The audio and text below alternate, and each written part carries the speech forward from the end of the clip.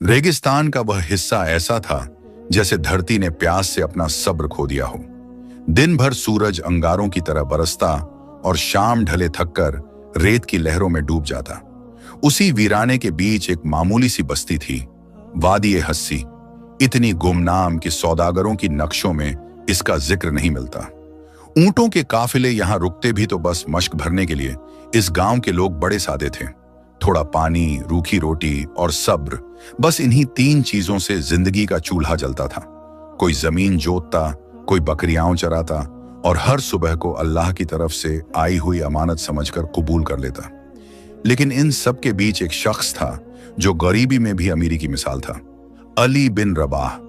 अली के हिस्से विरासत में दौलत नहीं, बस एक कच्ची मिट्टी की झोपड़ी आई थी, खजूर के पत्तों की छत, एक ऊंट जिसका नाम सुल्तान और कुछ पुराने औजार। मगर अली को किसी कमी का शिकवा न था। वह अक्सर कहा करता, रोजी हाथों से नहीं यकीन से मिलती है।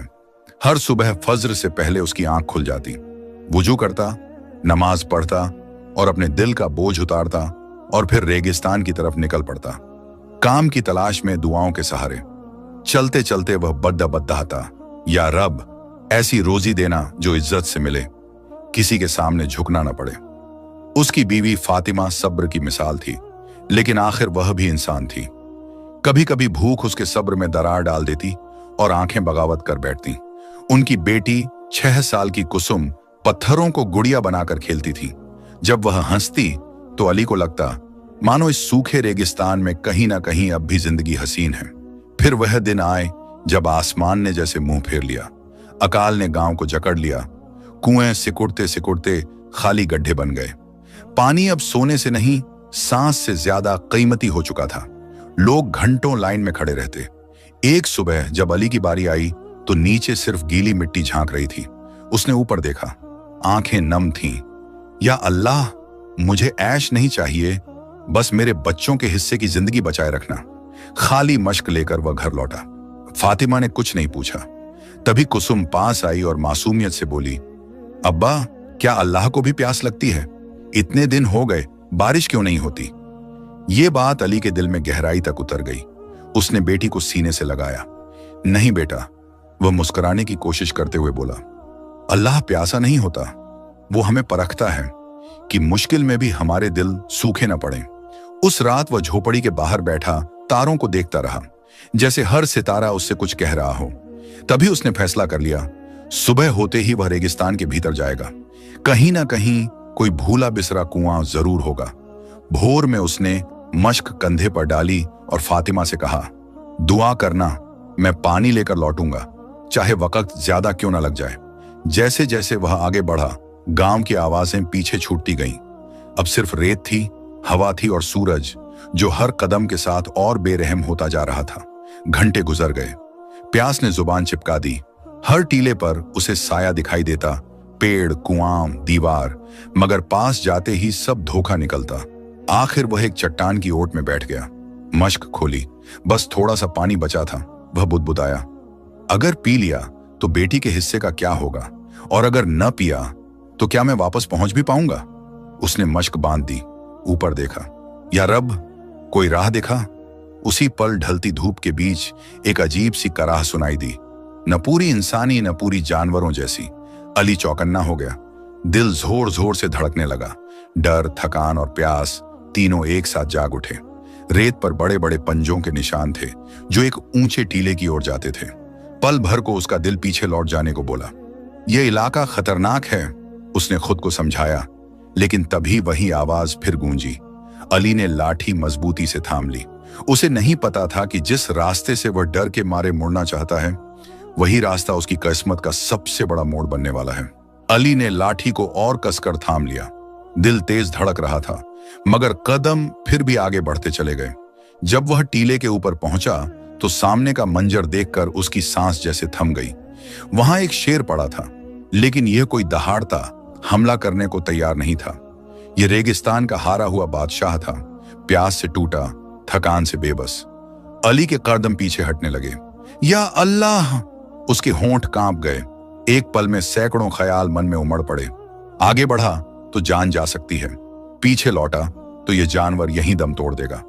उसके अंदर डर और रहम आमने सामने खड़े थे। कुछ लम्हे वह वहीं खड़ा रहा, फिर उसने आंखें मूंद ली। या रब, अगर यह भी तेरा इम्तिहान है तो मुझे ताकत दे। इंसानों से तो डर लगता है, मगर तुझसे नहीं। वह आहिस्ता आहिस्ता शेर की तरफ बढ़ा। शेर ने बड़ी मुश्किल से गर्दन उठाई। उसकी सुनहरी आंखों में बस एक सवाल था, पानी? अली के हाथ कांप रहे थे जब उसने मश्क खोली। पानी बहुत कम था, शायद उतना ही जितना उसकी बेटी कुसुम को जिंदा रखने के लिए चाहिए था। एक पल के लिए उसका हाथ रुक गया। अगर यह दे दिया तो घर क्या ले जाऊंगा? लेकिन फिर उसे कुसुम की हंसी याद आ गई, पत्थरों से खेलती हुई उसकी बेफिक्री, और वह पल जब उसने पूछा था, क्या अल्लाह को भी प्यास लगती है? अली झुक गया। उसने मश्क शेर के सामने रख दी। पी लो, उसने धीमी आवाज में कहा। शेर ने पहले पानी को सूंघा, फिर लरजते होंठों से पीने लगा। हर घूंट के साथ उसकी सांसें कुछ संभलती गईं। अली घुटनों के बल बैठा रहा, सांस थामे। कुछ ही देर में मश्क लगभग खाली हो चुकी थी। अब अली के पास कुछ नहीं बचा था, न पानी, न ताकत, न सहारा। वह रेत पर बैठ गया, जैसे अपने ही फैसले के बोझ तले दब गया हो। शेर ने सिर उठाया और देर तक उसे देखता रहा। उस नजर में कोई भाषा नहीं थी, मगर मतलब बहुत गहरा था। शुक्रिया, या शायद कोई अनकहा वादा। फिर वह उठा और लड़खड़ाते कदमों से दक्षिण की ओर बढ़ गया। उसके पंजों के निशान रेत पर देर तक बने रहे, जैसे कह रहे हों, यह मुलाकात यूं ही नहीं थी। अली वहीं बैठा रहा। अजीब बात थी, शरीर बिल्कुल टूट चुका था, मगर दिल में एक सुकून उतर आया था। मैंने सही किया, उसने खुद से कहा। अगर मौत भी आई तो रहम करते हुए आए। अगली सुबह वह डगमगाते कदमों से गांव लौटा। बदन बेहाल था, मश्क खाली। कुछ लोगों ने उसे देखकर ठाका लगाया, क्यों अली, रेगिस्तान ने दिमाग घुमा दिया क्या? अली बस हल्की सी मुस्कान के साथ बोला, मुझे पानी मिला था, मगर अपने लिए नहीं। लोग और हंसे। तो किसके लिए? किसी जिन्न के लिए या किसी कीड़े मकोड़े के लिए? अली ने सीधा जवाब दिया, एक शेर के लिए। हंसी मजाक में बदल गई। रेगिस्तान में शेर को पानी पिलाया? अरे भाई, ये तो पूरी तरह पागल हो गया। अली बिना जवाब दिए घर लौट आया। उसने कुसुम को गोद में उठा लिया। फातिमा की आंखों में सवाल और डर दोनों थे, मगर उसने कुछ नहीं पूछा। उस रात आसमान के तारे कुछ ज्यादा ही तेज चमक रहे थे। भूख और प्यास ने अली को घेर रखा था, मगर दिल जैसे किसी अनजान तसल्ली से भरा हुआ था। उसे नहीं पता था कि जिस शेर को उसने पानी पिलाया है, वही उसकी किस्मत का निगाहबान बनने वाला है, और यह कि रहम की वह छोटी सी मश्क बहुत जल्द बरकत के दरिया में बदल जाएगी। दिन बीतते गए। गांव की हालत और खराब हो गई। कुएं पूरी तरह सूख गए। सुल्तान, उसका ऊंट, भी बेहद कमजोर पड़ चुका था। पसलियां साफ नजर आने लगी थीं। एक रात जब प्यास से कुसुम की खांसी थमने का नाम नहीं ले रही थी, अली टूट गया। वह झोपड़ी से बाहर आकर दरवाजे पर बैठ गया और देर तक आसमान को ताकता रहा। उसी रात उसने एक सपना देखा। उसने खुद को फिर रेगिस्तान में चलते देखा, लेकिन इस बार वह अकेला नहीं था। उसके आगे आगे वही शेर चल रहा था, जैसे रास्ता दिखा रहा हो। अचानक रेत फट गई। जमीन के सीने से पानी की एक धारा फूट पड़ी, इतनी साफ कि उसमें आसमान का अक्स झलक रहा था। और फिर एक आवाज गूंजी, जिसने प्यासे को पानी दिया, उसके लिए ऐसे दरवाजे खोल दिए जाते हैं जो कभी नहीं सूखते। अली नींद से जाग उठा। उसकी आंखों में आंसू थे और दिल में यकीन। अली हड़बड़ाकर उठ बैठा। सांस तेज थी, बदन पसीने से भीगा हुआ। हैरत की बात यह थी कि दिल बिल्कुल हल्का था, जैसे किसी ने भीतर से बोझ हटा दिया हो। यह कोई साधारण सपना नहीं था, उसने खुद से कहा। यह बुलावा था, एक इशारा। सुबह की पहली रोशनी के साथ उसने मन बना लिया, वह फिर रेगिस्तान जाएगा, उसी दक्षिणी दिशा में जिधर उस दिन शेर ओझल हुआ था। यह फैसला आसान नहीं था, मगर भीतर से कोई आवाज बार बार कह रही थी, अब रुका तो सब खो देगा। जब फातिमा को पता चला तो उसकी आंखों में डर उतर आया। इतनी दूर और पानी भी नहीं? उसने पूछा। अली ने बहुत सादगी से जवाब दिया, जिसने जाने का हुक्म लिखा है वही लौटने की राह भी लिखेगा। उसने कुछ सूखे खजूर कपड़े में बांधे, एक खाली मश्क कंधे पर डाली और सुल्तान को साथ लिया। निकलते वक्त कुसुम ने उसकी उंगली पकड़ ली। अब्बा, जल्दी लौट आना, उसने कहा। अली ने कहा, अगर अल्लाह ने चाहा तो मैं सिर्फ नहीं, पानी भी लेकर लौटूंगा। वह निकल पड़ा, ठंडी हवा, नरम रेत, लगता जैसे राह आसान हो। मगर जैसे जैसे सूरज ऊपर चढ़ता गया, जमीन तपती गई, सांसें भारी होती गईं। कई बार अली को लगा कि शायद वह भटक गया है, मगर दिल बार बार कहता रहा, चलते रहो, भरोसा रास्ता बनाता है। दोपहर होते होते प्यास ने फिर पकड़ लिया। मश्क तो पहले ही खाली थी। वह एक चट्टान के पास बैठ गया, आंखें बंद कर लीं। या रब, उसने धीमे से कहा, अगर यह सब मेरा वहम है तो यहीं खत्म कर दे, और अगर यह तेरा इशारा है तो मुझे वहां पहुंचा दे। कुछ देर बाद उसने आंखें खोली और ठिठक गया। दूर, बहुत दूर, रेत के समंदर में एक अकेली खजूर की डाल। रेगिस्तान में खजूर का मतलब सिर्फ एक होता है, पानी। उसकी थकी हुई पैरों में मानो नई जान दौड़ गई। वह लड़खड़ाता, गिरता, संभलता उस ओर बढ़ा। पास आते आते रेत ठंडी और थोड़ी नम लगने लगी। अली ने लाठी से जमीन कुरेदनी शुरू की। हथेलियां उछल गईं। सूरज सिर पर आग बनकर बरसता रहा, मगर उसने हाथ नहीं रोके। फिर रेत के नीचे नमी झलकी, एक बूंद उभरी, फिर दूसरी, और फिर पानी। अली कुछ पल तक बस देखता रहा। भरोसा ही नहीं हुआ। उसने मश्क भरी, हथेलियों से पानी छुआ। उसकी आंखों से आंसू बह निकले। या अल्लाह, यह तेरी रहमत है, मेरी काबिलियत नहीं। वह लौटने के लिए उठा ही था कि दूर एक टीले पर उसकी नजर ठहर गई। वही साया, शेर। इस बार वह कमजोर नहीं था, पूरा, शक्तिशाली, शान से खड़ा। उसने एक पल के लिए अली की ओर देखा, जैसे सब कह देना चाहता हो, और फिर रेत में विलीन हो गया। अली समझ गया, यह राह उसे अकेले नहीं मिली थी। जब वह भरी हुई मश्क लेकर गांव लौटा तो गांव में हलचल मच गई। अली लौट आया और उसके पास पानी है। बच्चे दौड़ पड़े, औरतों की आंखों में उम्मीद तैर आई। बूढ़ों ने कांपते हाथों से मश्क को छूकर देखा, जैसे यकीन कर रहे हों कि यह सच है। कहां मिला यह पानी? कोई नया कुआं मिला क्या? अली ने बस इतना कहा, दक्षिण में एक खजूर के नीचे। अगले दिन कई लोग उस रास्ते पर गए, मगर उन्हें वहां कुछ नहीं मिला। न खजूर, न पानी, न निशान। किसी ने कहा, यह तो सपना होगा। किसी ने हंसकर टाल दिया, प्यास में वहम हो गया होगा। लेकिन अली जानता था, यह वहम नहीं था। उस रात उसने पहली बार समझा कि रहमत बराबरी से नहीं बढ़ती। कुछ रास्ते सिर्फ उन्हीं के लिए खुलते हैं जिनके दिल साफ हों और नीयत सच्ची। अगले दिनों में गांव में अजीब बदलाव दिखने लगे। जिन घरों में अली का लाया पानी पहुंचा, वहां बच्चों की तबीयत संभलने लगी। पानी ज्यादा नहीं था। अली हर सुबह फिर दक्षिण की ओर जाने लगा। हर बार पानी मिलता, हर बार दूर वही साया कुछ लम्हों को दिखता और फिर रेत में घुल जाता। धीरे धीरे उसकी कहानी फैलने लगी।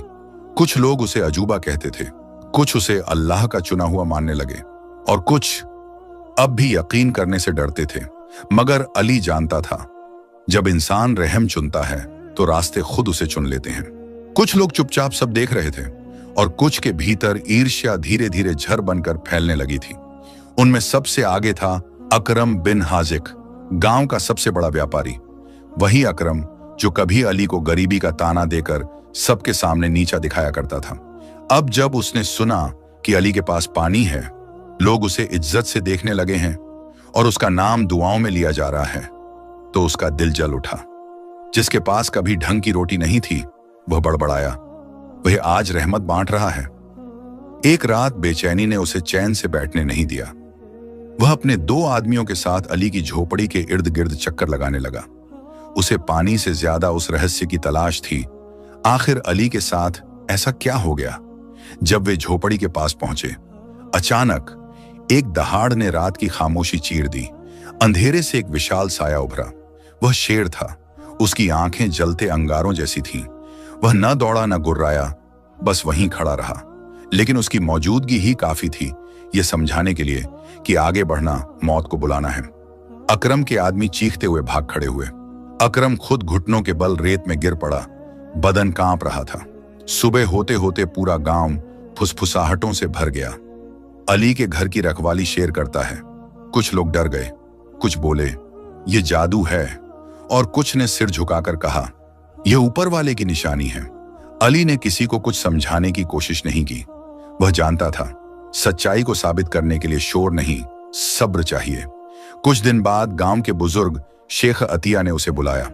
लोग तरह तरह की बातें कर रहे हैं, उन्होंने कहा, मगर तुम्हारी आंखों में मुझे कोई छल नहीं दिखता।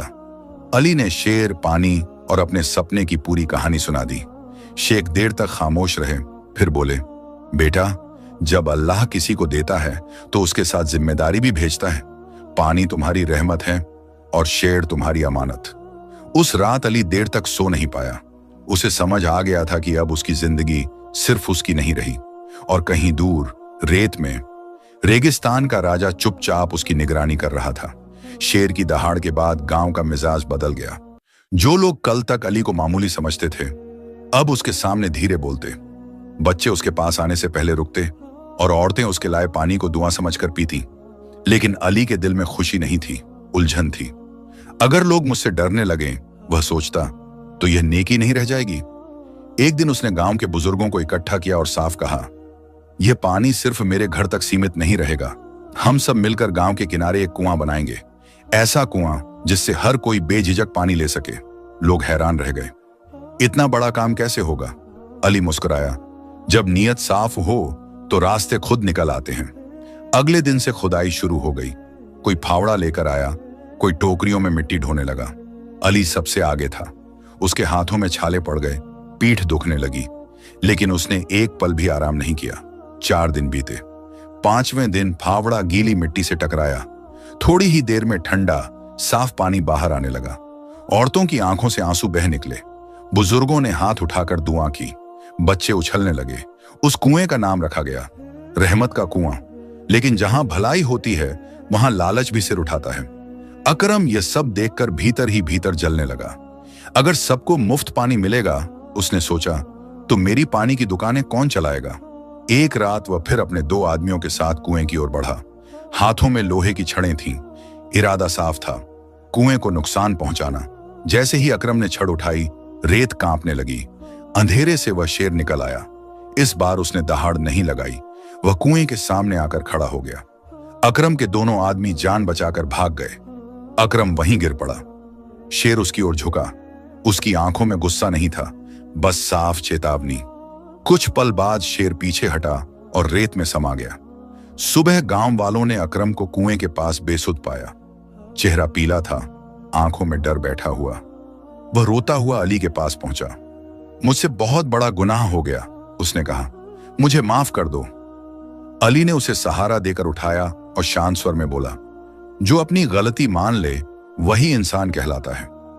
उस दिन के बाद किसी ने कुएं को नुकसान पहुंचाने की हिम्मत नहीं की। लेकिन अली समझ गया था, अब उसकी असली लड़ाई पानी से नहीं, इंसानों के लालच से है। और कहीं दूर रेगिस्तान की खामोशी में शेर अब सिर्फ रखवाला नहीं रहा था, वह सच्चाई का पहरेदार बन चुका था। रहमत का कुआं बनने के बाद गांव की जिंदगी सचमुच बदल गई। जहां कभी सूनी रेत उड़ती थी, वहां अब सुबह से आवाजें गूंजती। औरतें घड़े भरती, बच्चे हंसते खेलते पानी उछालते, और बूढ़े लोग कुएं के पास बैठकर दुआ करते। अली रोज सबसे पहले वहां पहुंचता, ना किसी को रोकता, ना किसी से कुछ मांगता। बस हर आने वाले से यही कहता, यह पानी मेरा नहीं है, यह रहमत है, और रहमत बांटने से घटती नहीं, बढ़ती है। पानी किसी एक का नहीं होता। अली अक्सर कहा करता था, जैसे हवा पर किसी का हक नहीं होता। धीरे धीरे यह बात दूर दूर तक फैलने लगी। आसपास के गांवों से लोग आने लगे। कोई बीमार बच्चे को गोद में उठाए, कोई थका हारा मुसाफिर, कोई बस भरोसे की एक घूंट पानी तलाशता हुआ। एक दिन यही कहानी शहर के हाकिम तक जा पहुंची। किसी ने जाकर कहा, हुजूर, रेगिस्तान में एक आदमी है, उसके यहां ऐसा कुआं है जो सूखता ही नहीं। लोग उसकी बहुत इज्जत करने लगे हैं। हाकिम की भौहें तन गईं। एक आदमी? किसके हुक्म से? उसे पानी की कमी से नहीं, अपनी पकड़ ढीली पड़ने से डर लगा। इज्जत जब लोगों के दिलों से खिसकने लगे तो तख्त हिलने लगता है। उसी वक्त उसने सिपाहियों को रवाना कर दिया। सुबह गांव की खामोशी घोड़ों की टापों से टूट गई। हथियारबंद सिपाही कुएं की ओर बढ़ने लगे। लोग सहम गए, बच्चे माओ के पीछे छुप गए। अली आगे आया और बोला, आप मेहमान हैं, बताइए क्या बात है? सिपाहियों के सरदार ने सख्त लहजे में कहा, हाकिम का हुक्म है, यह कुआं अब सरकार की है, यहां से पानी बेचा जाएगा। लोगों के चेहरों से रंग उड़ गया। एक बूढ़ा कांपते हुए आगे बढ़ा, बेटा, यह पानी हमारे बच्चों की सांस है। चुप, सिपाही गरजा। अली ने उसकी तरफ देखा और धीमे से कहा, पानी सौदा नहीं होता, यह अल्लाह की अमानत है। सरदार हंसा। अमानत हो या जमीन, अब यह हाकिम की है, उसने इशारा किया। सिपाही कुएं की ओर बढ़े और तभी रेत कांप उठी, हवा जैसे थम गई। फिर एक गहरी जमीन हिला देने वाली दहाड़। शेर पूरा रौब, पूरी शान के साथ वह कुएं के सामने आ खड़ा हुआ। घोड़े भाग गए, कुछ सिपाही गिर पड़े। सरदार का चेहरा सफेद पड़ गया। यह क्या है? शेर एक कदम आगे बढ़ा और ठीक कुएं के सामने रुक गया, जैसे साफ कह रहा हो, यहां से आगे नहीं। किसी की हिम्मत नहीं हुई। कुछ ही पलों में सिपाही उल्टे पांव भाग खड़े हुए। गांव में गहरी खामोशी छा गई। सबकी निगाहें अली पर थीं। अली ने सिर झुका लिया और कहा, यह मेरी ताकत नहीं है, यह उस नेकी की रखवाली है जो डर से नहीं, दिल से की जाती है। उस दिन के बाद किसी ने कुएं पर दावा नहीं किया, मगर अली जानता था, सत्ता हार मानने में वक्त लेती है और रेगिस्तान का राजा अब तक सिर्फ चेतावनी दे रहा था। हाकिम की वापसी के बाद गांव में जैसे नई सुबह उतर आई। कुआं अब सिर्फ पानी नहीं रहा, वह भरोसा बन गया था। किसी ने अली को राजा नहीं कहा, किसी ने सरदार नहीं बनाया। लोग बस इतना कहते, अपना आदमी। अली वहीं रहा। सुबह जल्दी उठता, कुएं की सफाई करता, पानी भरने आए लोगों का हाल पूछता और फिर अपने खेतों में लग जाता। वक्त बीतता गया। अली के बाल सफेद हो गए, कदम धीमे पड़ गए, मगर आंखों की रोशनी वहीं रही, शांत, यकीन से भरी। कुसुम अब बड़ी हो चुकी थी। वह बच्चों को कुएं के पास बिठाकर कहानी सुनाती। मेरे अब्बा ने एक बार एक प्यासे शेर को पानी पिलाया था। बच्चे हैरान होकर पूछते, फिर? कुसुम मुस्कुराकर कहती, फिर शेर ने पूरी बस्ती की रखवाली की। एक शाम अली अकेले रेगिस्तान की तरफ गया। वही चट्टान, वही जगह। सूरज डूब रहा था, रेत सोने जैसी चमक रही थी। अली ने धीमे से कहा, दोस्त, अगर कहीं हो तो जान लो, तेरी वजह से मैंने यह सीखा कि अच्छाई कभी अकेली नहीं जाती। हवा चली, रेत सरसराई, दूर कहीं एक जाना पहचाना साया हिला। अली मुस्कुराया। कुछ दिन बाद वह उसी चट्टान के पास शांत बैठा मिला, आंखें बंद, चेहरे पर हल्की मुस्कान। वह चला गया था। गांव में कोई शोर नहीं हुआ। लोगों ने बस इतना कहा, वह गया नहीं, वह पानी में है, हवा में है और हमारी नियत में है। उसे वहीं दफनाया गया जहां रेगिस्तान शुरू होता है। कब्र पर एक सादा पत्थर रखा गया जिस पर लिखा था, यहां वह आदमी सो रहा है जिसने प्यासे को पानी दिया और खुद कभी प्यासा नहीं रहा। साल गुजर गए, कुआं आज भी बहता है, कभी नहीं सूखा। और कहते हैं, अगर कोई लालच से उस कुएं की तरफ देखे तो रात के सन्नाटे में रेगिस्तान से एक हल्की सी दहाड़ सुनाई देती है, न डराने वाली न मारने वाली, बस याद दिलाने वाली कि यह पानी रहम से निकला था और रहम की हिफाजत आज भी जारी है।